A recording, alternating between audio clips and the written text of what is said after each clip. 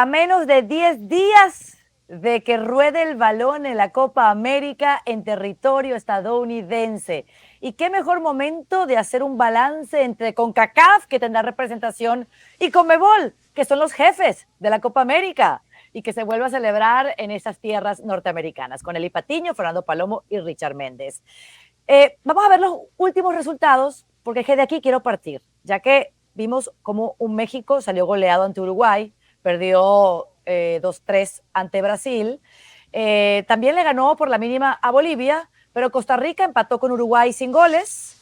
Estados Unidos perdió, Colombia ganó ese partido 5-1, entre otros resultados en lo que fueron estos partidos preparatorios para el compromiso. Richard, ¿es tan bajo el nivel de CONCACAF con respecto a CONMEBOL? ¿Qué te dicen estos resultados y lo que vimos en las semanas anteriores? Bueno, me dicen que se ratifica lo que ha sucedido durante décadas. Hay una distancia entre la mayoría de CONMEBOL y la mayoría de CONCACAF. Incluso si te asomas a mirar las selecciones más fuertes de CONCACAF, Canadá, Estados Unidos, México, hay una diferencia entre ellos y los fuertes y los medianos de CONCACAF. Solamente México, en algún momento de la historia, pues llegó a una final de Copa América o estar entre los 4 primeros de Copa América en el pasado cuando eran invitados de manera permanente, pero igualmente existió siempre la brecha grande. Y los partidos amistosos, a ver, repasando el empate que consigue Costa Rica con Uruguay, uno entiende que es un partido amistoso. Igual, México pierde por goleada ante Uruguay, pero el balance hay que hacerlo en cuanto a la actitud de lo que fue capaz de ofrecer México en ese partido. Los partidos amistosos no te van a dar muchos detalles que vas a encontrar en los partidos oficiales. ¿Dónde veo yo las posibilidades, por ejemplo, de los grandes de CONCACAF en la Copa América? Y voy con el ejemplo de México. México arranca la Copa América probablemente contra el más débil de su grupo, que también es de CONCACAF, que es la selección de Jamaica, a la cual hace poco renunció el fin de semana, si mal no recuerdo, Leon Bailey. Su siguiente rival va a ser, de los dos de CONMEBOL más accesible, va a tener a Venezuela como segundo rival. Entonces México, logrando una victoria frente a Jamaica y haciendo un buen partido con Venezuela, podría llegar a la última jornada frente a Ecuador con posibilidades de clasificar. Eso no significa que México o que CONCACAF está a la misma altura de CONMEBOL por los resultados de la Copa América. Existe una distancia, existe una diferencia, y creo que es una distancia, una brecha que cada vez se va ampliando. Se va ampliando por el formato que hay en el torneo mexicano, por muchas cosas que ocurren también dentro del fútbol de Estados Unidos y porque hay una diferencia de estructura y de potencial económico en muchas de las ligas de Centroamérica. Y eso le pone a veces en desventaja a la hora de ir sacando un gran jugador o grandes jugadores referentes de su selección. Por ejemplo, hoy en día es más fácil para una selección como Colombia, que podríamos ubicar la cuarta, quinta de Sudamérica, ubicarla o hasta tercera, y tiene mayor capacidad para sacarte grandes jugadores que vayan a Europa que las posibilidades que tiene Costa Rica o que tiene Panamá por la estructura de su fútbol. Entonces, va a demorar mucho y son muchas las cosas que tienen que cambiar del lado de CONCACAF y del lado de CONMEBOL, yendo hacia abajo, empeorar CONMEBOL, como para que los grandes equipos de CONCACAF puedan estar por encima de los grandes de CONMEBOL. Claro, porque aquí es claro quién es más poderoso, ¿no, Eli? Y sí, la realidad es que yo creo que sí todavía hay distancias importantes entre la CONMEBOL y la CONCACAF. Sé que los partidos amistosos pues no son referencia porque la mayoría los utilizan pues más como un experimento para probar ciertas cosas o para descartar muchas de ellas, pero yo sí considero pues que hay distancias, sobre todo entre algunas. Está obviamente Argentina, está Brasil, está Uruguay, está hoy Colombia. Creo que de Colombia hemos hablado poco, pero seguramente va a ser una selección que va a ser protagonista en esta Copa América. Y después de ahí ya vienen equipos que pueden competirte muy bien, como es el caso de Ecuador, como es el caso de Venezuela. Hay que ver esta versión de Chile con Gareca, que yo tengo muchas ganas de verla compitiendo dentro de esta Copa América. Y el problema de la CONCACAF, aquellas selecciones que han crecido, por ejemplo, en el caso de Panamá, con Christiansen, que lleva un proceso muy interesante, pero que de pronto en este tipo de escenarios todavía los ves inocentes en ciertas cosas. O sea, les falta dar ese paso o tener ese último proceso para poder consolidar selecciones, sí, que son vistosas, que nos gusta ver, que de pronto en temas ofensivos buscan estas transiciones rápidas, pero que en temas defensivos hay todavía desorden, hay inocencia, porque de pronto ves a futbolistas que cometen errores que con un poquito más de experiencia se podrían hasta maquillar de cierta forma o trabajar para poder perfeccionarlo. En el caso de Estados Unidos, pues falta que esta selección de Estados Unidos no le pinten enfrente a los de verde, ¿no? Porque si es México, ves a los futbolistas dando el partido de su vida y ves a la selección de Estados Unidos portentosa, con personalidad, buscando, peleando cada balón, y después se enfrentan a selecciones que saben que son mejor que ellos y baja de manera importante el nivel que ves de Estados Unidos. Y pues de México, Caro, Richard, Fer, me duele México, pero me duele porque sigues viendo que cambian de nombres, intentan fórmulas distintas y que procesos y que experimento y laboratorio en Copa América, pero lo cierto es que falta mucha calidad en la selección mexicana y no importa que le cambies el nombre al centro delantero, los balones no le llegan. Y no importa que cambies la gente en medio campo, que tengas a un Edson Álvarez espectacular en la Premier porque llega con México y lo ves hecho un desastre. En fin, creo que México ya está rezagado en su mediocridad. Pero hablando de otras selecciones como Estados Unidos, como la misma Panamá, como Canadá, que recién vimos un partido amistoso contra Francia, una selección con mucha personalidad, obviamente creo que Francia jugando a medio gas, pero una selección que les falta, creo que todavía en el caso de Canadá y de Panamá, ese último proceso para consolidarse como selecciones con más experiencia. Pero antes de meternos en candidatos, yo quiero saber también la opinión de Fer, de por qué la distancia, por qué tantas diferencias entre Conmebol y CONCACAF. Esto es históricamente hablando, ¿a qué se debe, Fer? ¿Cómo lo explicarías? Bueno, estamos hablando, sí. Es una pregunta bastante compleja. En realidad la respuesta creo que puede tomar un montón de tiempo, pero para tratar de simplificarlo, si bien el común denominador de las regiones, y esto que nadie se lo tome personal, pero es que es el común denominador, si trazamos una línea desde Ciudad Juárez hasta la Patagonia, nos encontramos con que la dirigencia es en su mayoría mediocre. Eso sí es un punto en común, pero a donde ha tenido, o por lo menos ha existido un sentido más lógico para el desarrollo del fútbol es en Sudamérica, donde las pirámides verdaderamente se construyen desde las divisiones inferiores y donde se trabaja con lógica, se ha trabajado históricamente con lógica y orden. Ese orden que no ha existido en la región de CONCACAF para preparar a futbolistas, ni siquiera ahí a donde recursos sobran, como Estados Unidos o como México.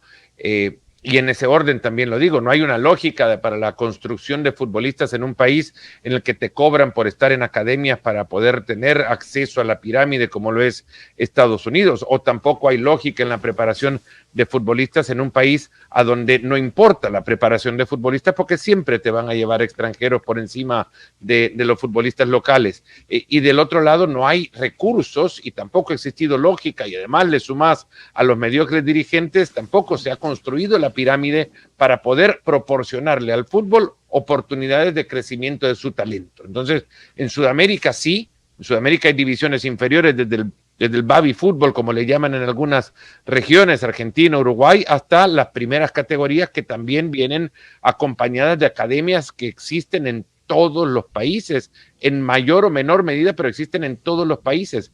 La influencia de la construcción del fútbol desde los brasileños y argentinos hacia arriba se ha...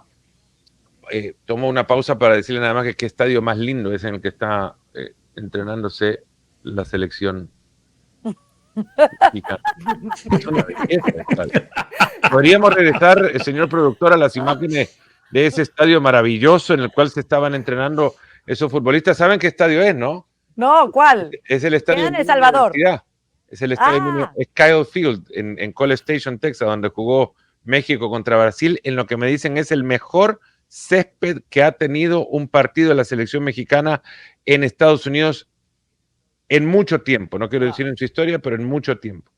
Pero bueno, al final del día, eso es, yo creo que nos podríamos ampliar y mucho, pero a dirigentes mediocres, que es el común denominador de toda la región, le ha ganado una pirámide más lógica en Sudamérica. Sí, ok. Entendido el punto de vista de cada uno con respecto a este gap, a esta distancia que hay entre una confederación y la otra, Fer, arranco contigo, de CONCACAF. ¿Quién llegará más lejos?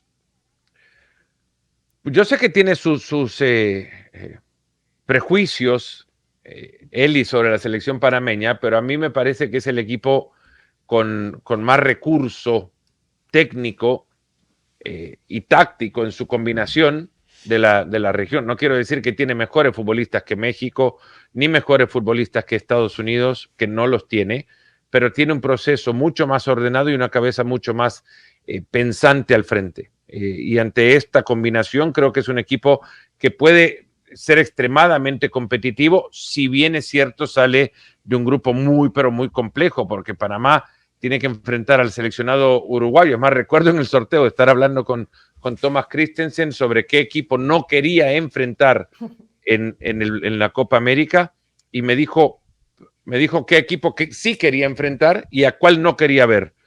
Y al que quería ver era México y al que no quería ver era Uruguay.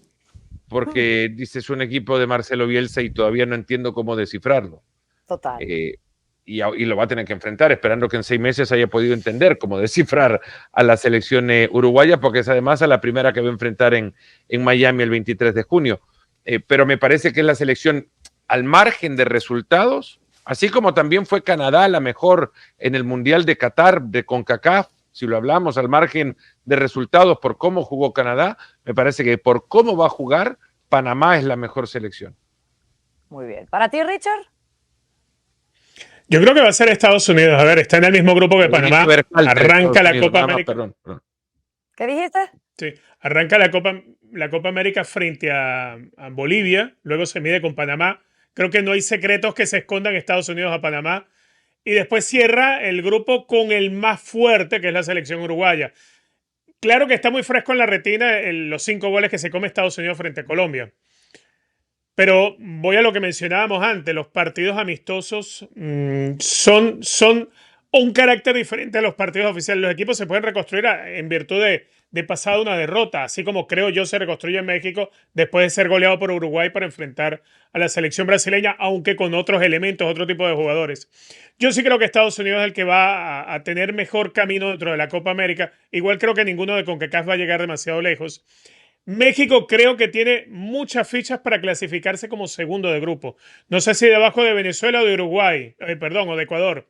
Pero para mí México avanza segundo y le va a tocar enfrentarse al campeón del grupo A, que es donde está el campeón del mundo, donde está Argentina. Y Argentina que está además de una Copa América cuyo bracket pareciera ser muy noble para llegar hasta la final en Miami, de hecho la casa de Lionel Messi.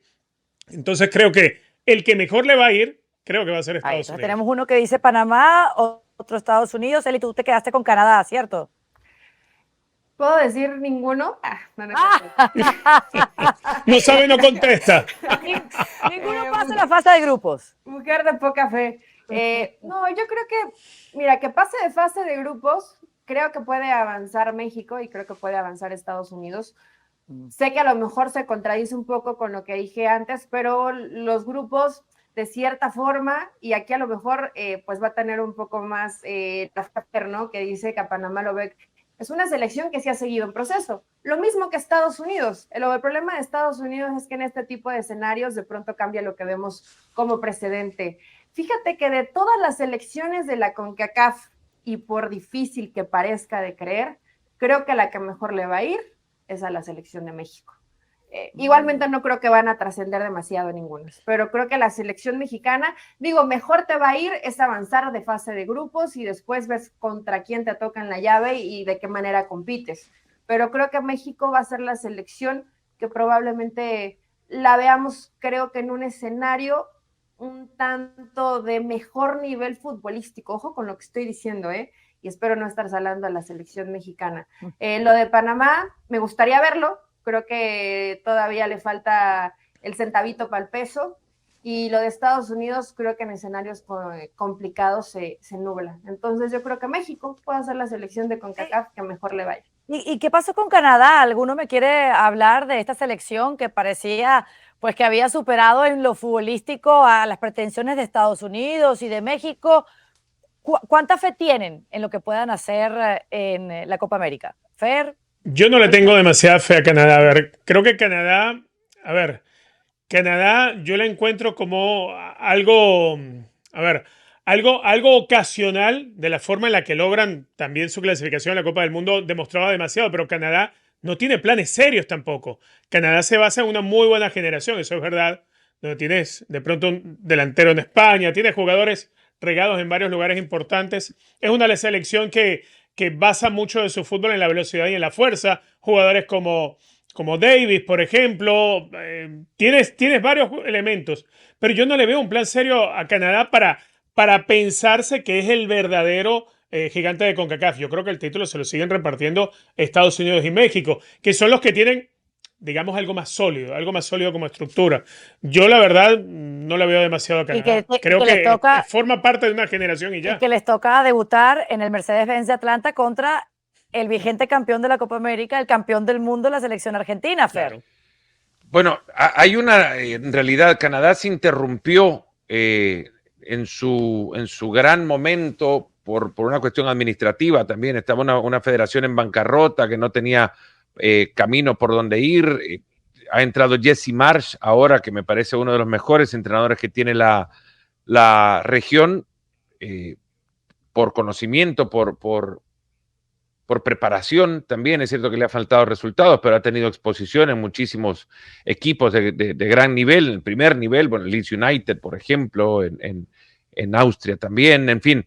A Jesse Marsh me parece que se le da un equipo con muy buen talento que a partir de su llegada ha encontrado la recuperación de algunos futbolistas que habían perdido cierta confianza en el proceso de selecciones canadienses, como Kyle Larin, por ejemplo. Veremos en qué momento se encuentra Alfonso Davis también, a quien esta vitrina le va a venir, bueno, no digo de maravilla, pero creo que es una vitrina que él estaría buscando ahora en función de su futuro con el Bayern Múnich. En el aire todavía tiene un año de contrato y se ha hablado también de su salida. El Bayern Múnich quisiera hacer caja con él y una buena Copa América le ayudaría y muchísimo en este propósito, pero sí le creo a quien no cree en Canadá, porque de nuevo el proceso se ha interrumpido y hay muchos futbolistas que se desinteresaron por atender a las convocatorias y dijeron, en este desorden yo no me quiero meter, y ahora regresan, pero hay que ver en qué momento también regresan y cómo son, cómo se juntan, cómo cohesionan a partir de la llegada con un entrenador que sabemos que impone disciplina y que exige también mucho de sus futbolistas.